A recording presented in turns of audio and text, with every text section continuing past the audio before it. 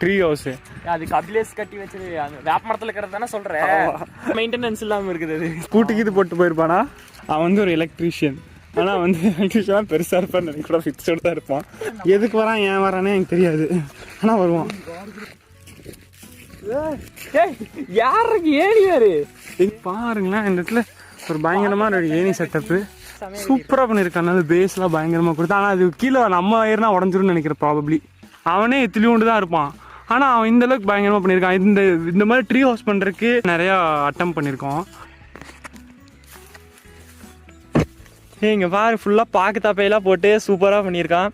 மூடி இருப்பான் போல, அது வந்து ஓப்பன் ஆயிடுச்சு. இப்போ காத்தடிச்சங்காட்டிக்கு பிடிங்கிருச்சு, அவன் மெயின்டைன் பண்ணாதங்காட்டிக்கு. உள்ள போய் பார்க்கலாமா? இதுக்குள்ள போனா எங்களோட வெயிட்டுக்கு இது உடஞ்சிருமோ என்னன்னு தெரியல, அதனால உள்ள போறதுக்கு பயமா இருக்குது. யாரா அவனுக்கு ஸ்டேஜ் சொல்லி எல்லா டாக்ஸும் சுத்து போட்டான்.